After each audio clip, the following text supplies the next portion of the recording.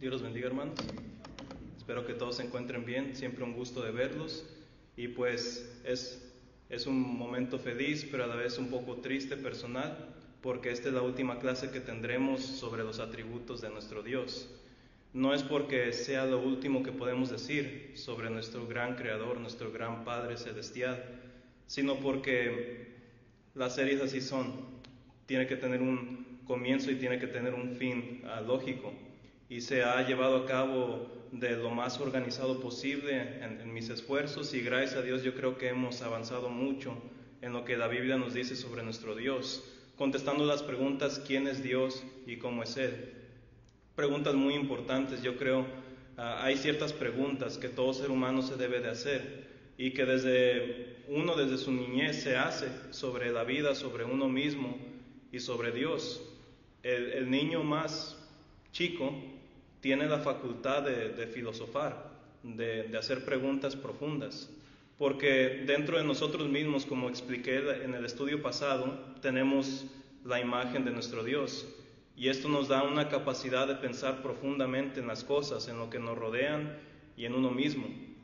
Y los niños se hacen la pregunta: ¿cómo existe el mundo? ¿Cómo existe el universo? ¿Existe un Dios? ¿Cómo sé que existe un Dios?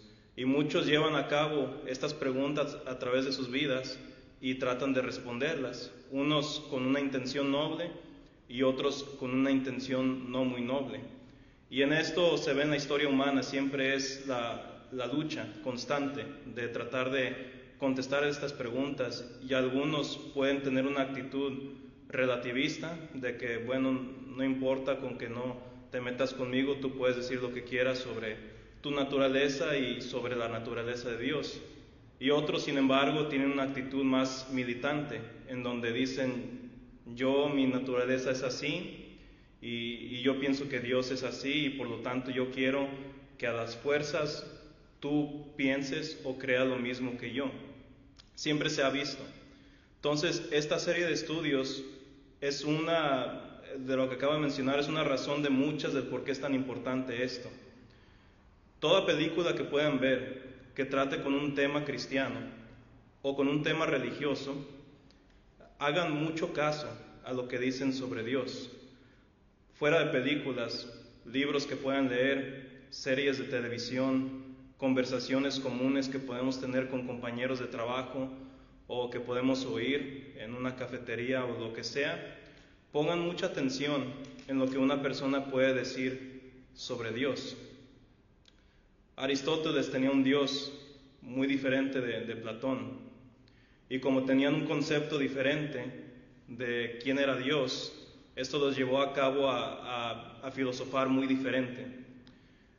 Muchas personas en el pasado también han tenido un concepto o un entendimiento de quién es Dios, y por lo tanto el resultado ha sido una vida radicalmente diferente de los demás. Hay naciones en el pasado y en el presente quienes tienen un entendimiento de Dios, y esto causa consecuencias malas como también buenas. Y como puedo continuar con este pequeño discurso en que hay grandes consecuencias en lo que decimos con nuestro Dios. En el sentido individual, si yo creo que Dios es distante, que Dios está demasiado lejos para mi alcance, voy a vivir sin amor toda mi vida.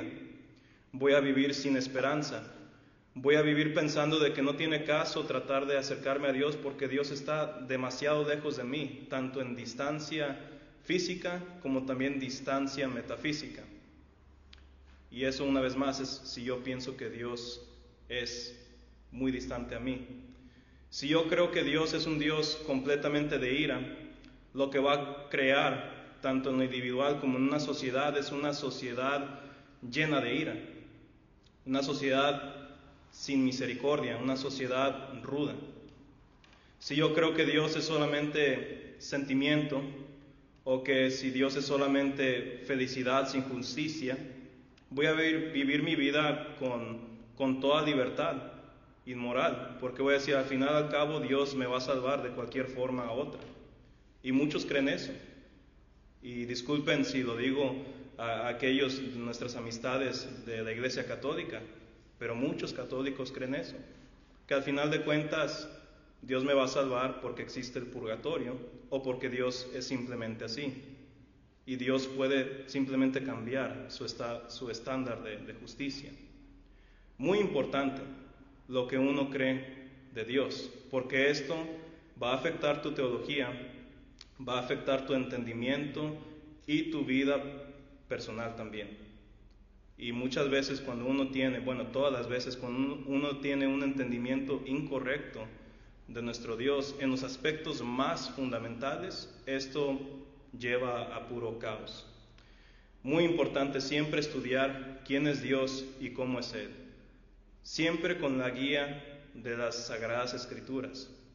Muchas personas sin el uso de las Sagradas Escrituras dicen cosas correctas de Dios por una buena observación de la naturaleza y una buena intuición, pero están propensos a la falacia, están propensos al error. Y cuando uno se deja guiar por las Escrituras, tenemos una guía inmutable de verdad, donde nos dice que Dios es espíritu, que Dios es inmutable y que su inmutabilidad no es como en el sentido abstracto de Aristóteles, de que Dios está en un estado estático que no interviene en los asuntos del hombre. Las Escrituras nos dirigen a las conclusiones correctas de nuestro Dios. Y si nosotros ponemos mucho caso a lo que la Biblia nos dice de los atributos de Dios, vamos a tener no solamente una comunión más sana, más espiritual y más adecuada para gloria de Dios, sino una vida más gozosa, una vida más feliz, una vida donde yo puedo orarle en privado a mi Dios sabiendo que Él es justo, que es misericordioso, paciente y fiel, y que puedo estar en paz con su voluntad, porque la Biblia me ha dado suficiente información para saber de que puedo confiar en las decisiones o en la volición de nuestro Dios. Tenemos esa bendición, queridos hermanos, donde tenemos la Biblia, la palabra inspirada de nuestro Dios, inspirada por el mismo Espíritu Santo, donde nos informa sobre lo que Dios es y cómo es Dios, que Dios, fuera de sus atributos, también es nuestro Padre Celestial, nuestro Creador amoroso, nuestro amigo y muchas cualidades más, nuestro gran protector, nuestro gran Rey y todo lo demás que la Biblia nos dice sobre nuestro Dios. Esto nos da paz, esto nos da esperanza y esto nos da siempre esa satisfacción tanto intelectual como también espiritual. Entonces les animo a que siempre cuando canten un himno pongan atención a la letra en qué dice este himno sobre Dios. Cuando leemos un mandamiento en la Biblia o cuando estudie la Biblia, ponga en primer lugar este enfoque y va a cambiar su interpretación o su estudio. ¿Qué dice este mandamiento o qué dice este texto de nuestro Dios? Todo esto cambia la vida de uno bastante y lo aprendí cuando Dios me dio la oportunidad en la pandemia de estudiar estos temas más profundamente, y que gracias a Dios le puedo agradecer públicamente de que me ha permitido compartir un poco de lo mucho que me ha enseñado y que me sigue enseñando a través de las Escrituras y con el tiempo. Entonces espero que esta serie de estudios ha sido edificante y que los hayan disfrutado, y pues lo que nos espera después de esta serie de estudios es un estudio muy especial. No va a ser temático como va a ser basado en el libro de Juan, si Dios quiere. Entonces espero que estén emocionados tanto como yo para estudiar ese gran libro. Hemos dicho bastante. El último atributo que estamos estudiando es sobre la fidelidad de nuestro Dios. Las Escrituras nos dicen bastante sobre la fidelidad. Lo declaran numerosas veces en el Antiguo como en el Nuevo. Estoy dando un pequeño resumen de lo que hablamos la semana pasada para aquellos quienes no estaban o para aquellos quienes les gustaría un pequeño resumen. El lenguaje hebreo como el griego alude a la palabra o utilizan la palabra amán para decir que es verídico, que es verdad, de que todo lo que Dios es y todo lo que Dios dice es verídico, de que Él es fiel a sí mismo en lo que Él promete, tanto en juicio como también en bendición. La fidelidad de Dios se describe en sentido figurado como extendiéndose hasta los cielos o más arriba de los cielos. El salmista, como todos los salmos, vemos que lo hace de una manera poética, pero es tanto literal esto porque nadie tiene una fidelidad como nuestro Dios. La fidelidad de Dios se le describe como una roca de refugio. Esta ilustración se usa también para describir o para entender la inmutabilidad de nuestro Dios, de que Dios no cambia.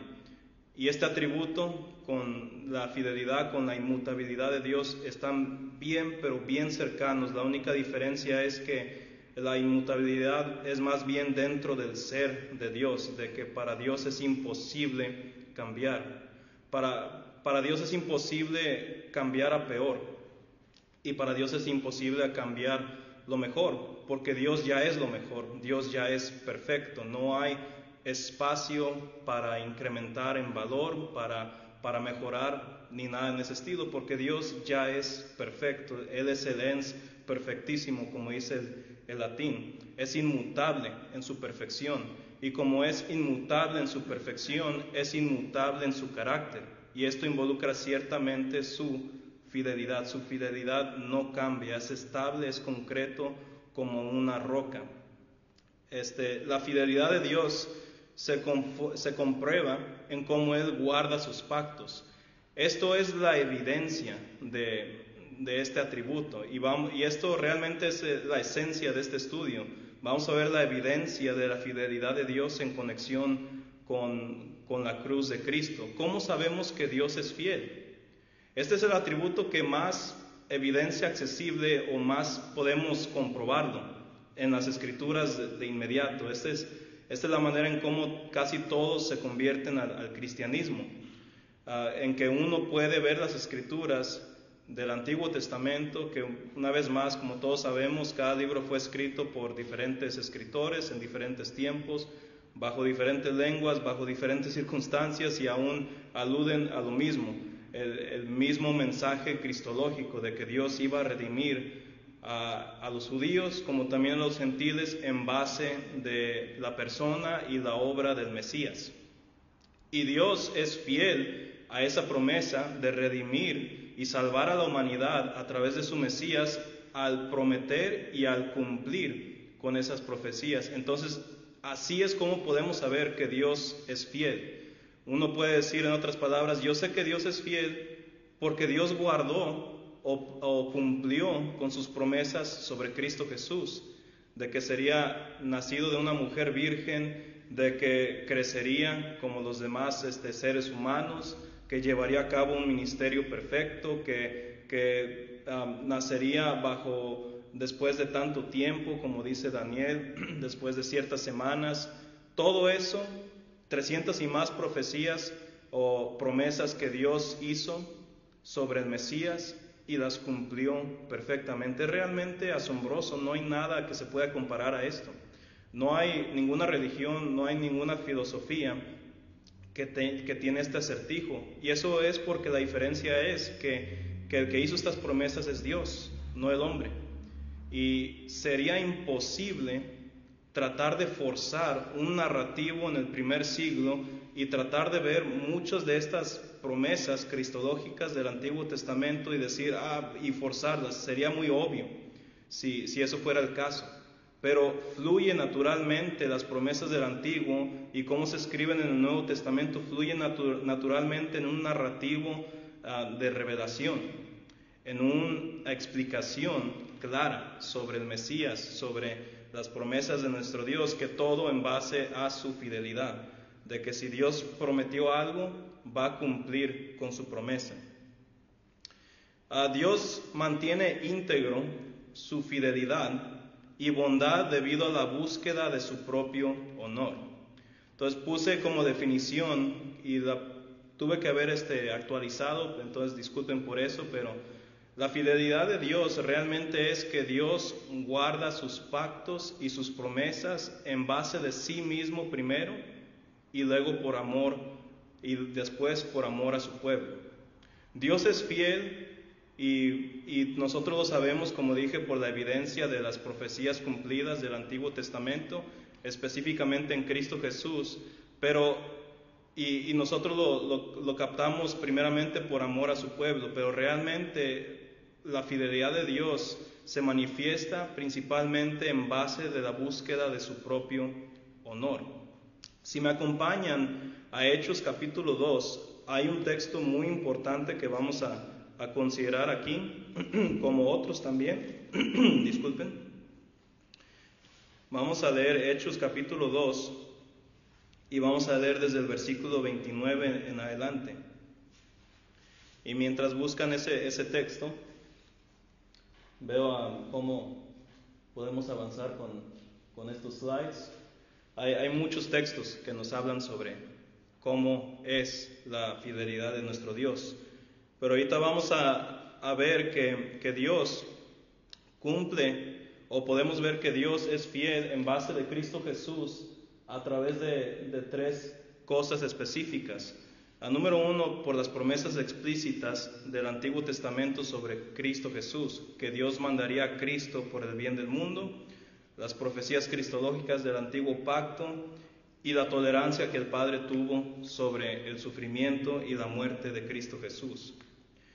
Dios fue fiel a sus promesas y la Biblia no es apropiado decir que exagera, pero hace el punto muy claro cuando utiliza una cierta palabra aquí. Hechos 2, versículos 29 en adelante.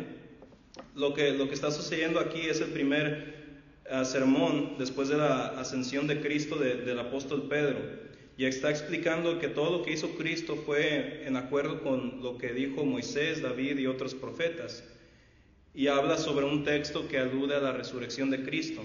Y fíjense lo que dice aquí, dice: varones hermanos, se os puede decir libremente del patriarca David, que murió y fue sepultado, y su sepulcro está con nosotros hasta el día de hoy.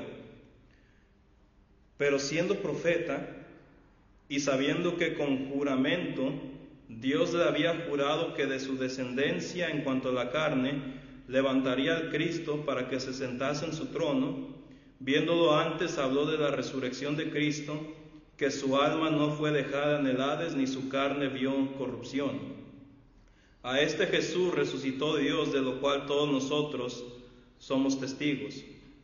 Entonces, Pedro menciona Salmos 16, versículos 8 al 10, y esta porción donde dice: porque no dejarás mi alma en el Hades. Entonces, fue un salmo de David, y Pedro está diciendo, David no estaba hablando de sí mismo, porque podemos ver su tumba, y todos aquí sabemos perfectamente que David murió. Y si abriéramos la tumba, ahí estuviera David, ahí estuvieran los huesos de David. Eso es lo que está tratando de decir el apóstol Pedro.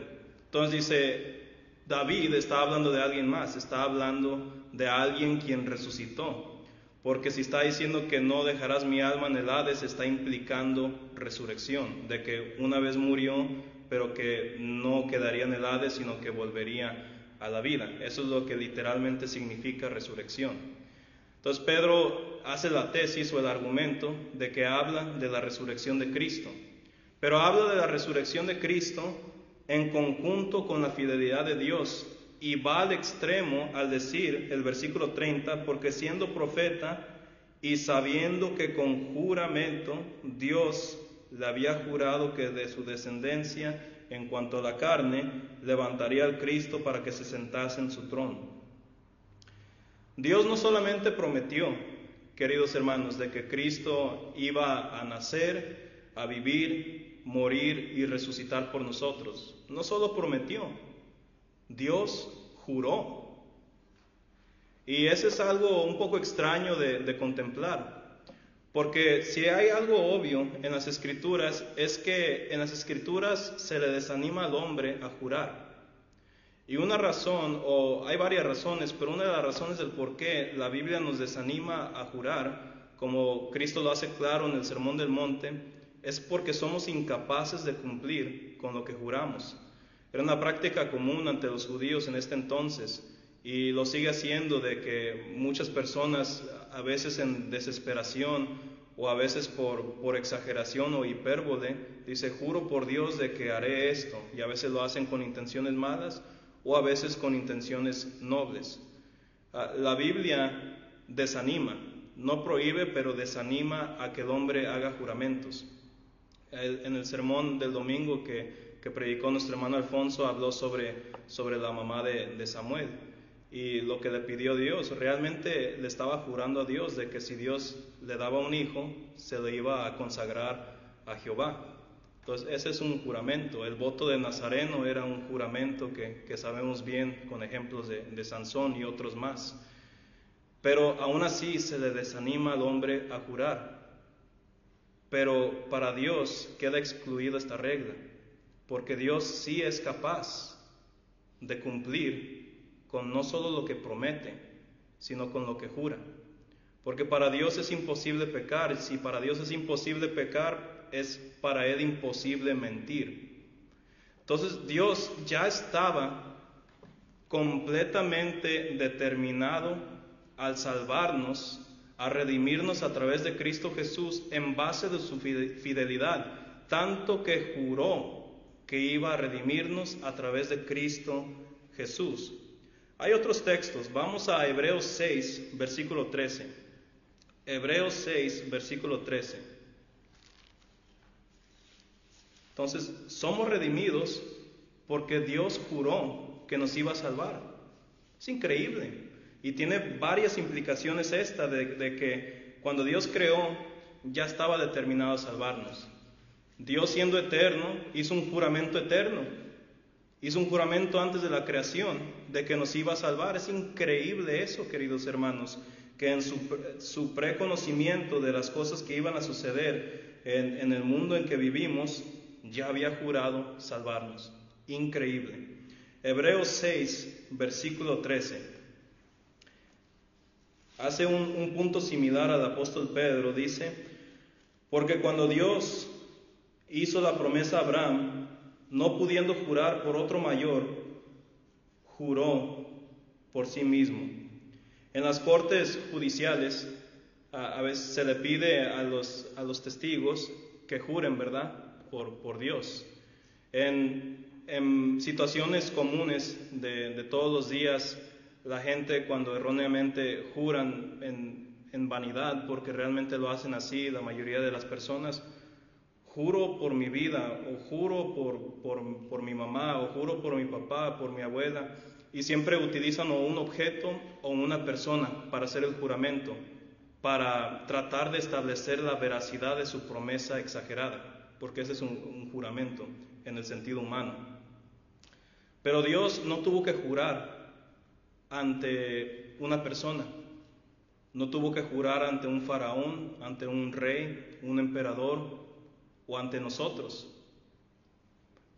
Dios juró en base de sí mismo, porque no hay un nombre más alto que el de Dios.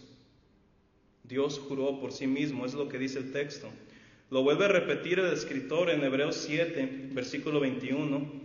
Hebreos 7, 21. Desde el versículo 20 nos dice: y esto no fue hecho sin juramento, porque los otros ciertamente sin juramento fueron hechos sacerdotes, pero este con el juramento del que le dijo: juró el Señor y no se arrepentirá, tú eres sacerdote para siempre, según el orden de Melquisedec. Y por tanto Jesús es hecho fiador de un mejor pacto. Entonces habla de la ascensión de Cristo Jesús, habla de su soberanía, no solamente en la iglesia, sino en el mundo, después de su resurrección. Dios juró que iba a resucitar a Cristo, Dios juró que iba a ascender al Cristo y le iba a dar toda la potestad en los cielos y en la tierra. Y si juró Dios esas cosas cristológicas, es implícito o es parte del paquete que Dios juró redimirnos a través de Cristo Jesús. Prometió y juró también. Y juró en base de sí mismo. Por eso reformé la definición hace un momento. La fidelidad de Dios es como Él guarda sus pactos y sus promesas, primeramente en fidelidad a sí mismo, porque solo Dios puede hacer eso, porque solamente Dios es santísimo y no tiene que darle cuentas a nadie, sino a sí mismo, porque Él es perfecto. y después su fidelidad es hacia su pueblo. Es por eso de que a pesar de que Israel pecaba constantemente, aún así Dios le salvaba, porque el Mesías iba a venir a través de Israel, y es por eso que Dios fue fiel ante Él mismo al salvar o permitir que Israel siguiera existiendo para traer al Mesías. La iglesia, a pesar de que puede caer en error en muchas circunstancias o en pecado, porque es lo que sucede muchas veces, como es evidente con los corintios y con los gálatas, la iglesia de vez en cuando puede ser atraído por doctrina errónea o por apostasía o por cualquier circunstancia, y a pesar de eso sigue existiendo la iglesia. ¿Por qué? Porque Dios es fiel a sí mismo en prometerle a la iglesia vida eterna en Cristo Jesús. Cristo hizo una promesa muy fuerte en Mateo 16, versículo 18, que las puertas del Hades no iban a prevalecer en contra del reino de Dios, de la iglesia de Cristo. Es una promesa. ¿Y la va a cumplir nuestro Dios? Por supuesto que sí. Es por eso, si Dios es fiel, es por eso que Él nos exige fidelidad. Dios es bueno, por lo tanto Él exige de nosotros bondad. Dios es misericordioso, por lo tanto Él nos exige misericordia. Y todo lo que es característico de la vida cristiana, hay una razón por ello. Es porque es una reflexión del carácter y de la perfección de nuestro Dios. Como dije, la evidencia de la fidelidad de Dios en Cristo Jesús es abundante. Podemos ver rápidamente, Dios hizo promesas explícitas en que mandaría a Cristo al mundo. Se ve desde Génesis 3:15 en el protoevangelio, o en el primer relato del evangelio, que Cristo iba a derrotar a la serpiente o a Satanás, pero en el proceso iba a ser herido. Y esto habla sobre la crucifixión de Cristo, pero siendo crucificado Cristo Jesús derrotó a Satanás, derrotó el aguijón de Satanás de condenarnos eternamente por gracia de Cristo Jesús. Dios fue fiel ante la promesa que le hizo a Abraham, que a través de su simiente, que habla de Cristo, serían benditas todas las naciones del mundo. ¿Con qué? Con el perdón de los pecados. Pablo por eso hace la conexión naturalmente, no la hace forzadamente, la hace natural, como Dios le hizo esta promesa hace muchísimos años a Abraham, y ahora estamos viviendo la gracia o el cumplimiento de tal promesa. Le prometió a Moisés que él levantaría un libertador más grande que tanto él mismo como otros profetas, y esto lo cumplió en Cristo Jesús. Le prometió a Isaías que él iba a enviar a su ungido como un instrumento personal de redención, en el capítulo que estamos estudiando cada último domingo del mes, en Isaías 53. Dios cumplió con todas las profecías del Antiguo Testamento cristológicas.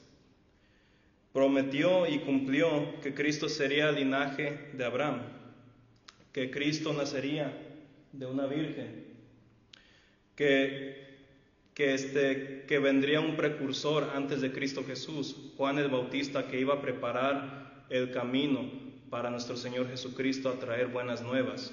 Juan el Bautista en ese sentido es como si fuera la preparatoria y Cristo Jesús como la universidad. Estaba preparando el camino para que las personas entendieran el mensaje del Evangelio. Salmo 69, versículo 8, profetizó el rechazo que la propia familia de Cristo tendría hacia Él. Vemos más promesas y vemos más cumplimiento. Cristo sería de la semilla de la mujer y que también destruiría a Satanás. Cristo sería el gran profeta que anunció Moisés. Cristo es el gran descendiente de David, el rey de reyes, quien cumpliría perfectamente con la promesa del reino de 2 Samuel 7. Cristo es Dios en la carne, Cristo es Rey soberano. Cristo es aquel quien daría su propia vida para darle vida a los demás pecadores. Y Cristo es el glorioso Hijo del Hombre, que a través de su sacrificio podrían todos ser justificados.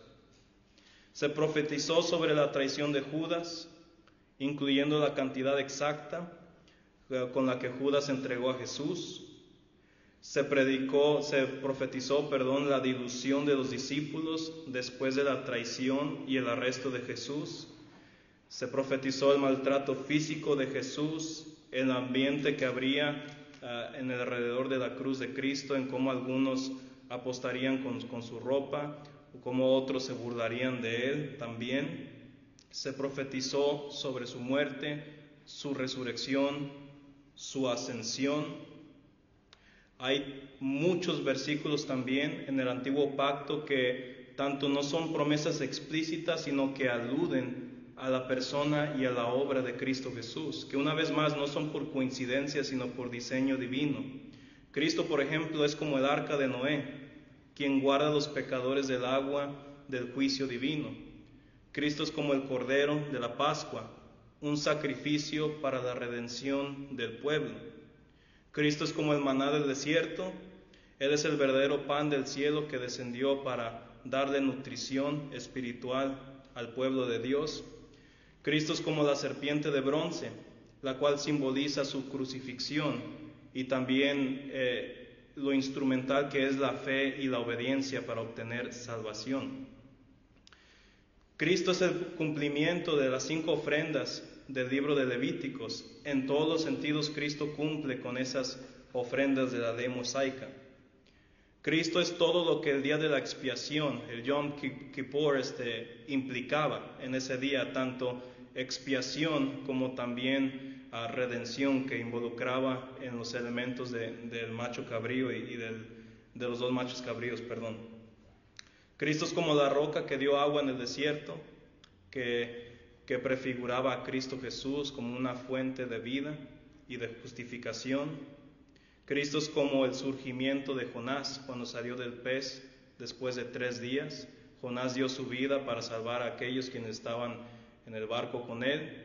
Después de 3 días, Jonás entendió su deber como un instrumento redentivo para una nación pagana. Cristo Jesús similarmente dio su vida y después de 3 días resucitó y fue un instrumento personal de redención. Cristo es como la piedra angular que rechazaron los edificadores. Hermanos, Cristo se ve por todas partes en el Antiguo Testamento y especialmente en el Nuevo, porque todo fue cumplido a base de la fidelidad de nuestro Dios. Y es así una de las muchas razones en cómo podemos ver el carácter y los atributos de Dios en la cruz de Cristo Jesús. Muchas gracias por su atención y que Dios los bendiga.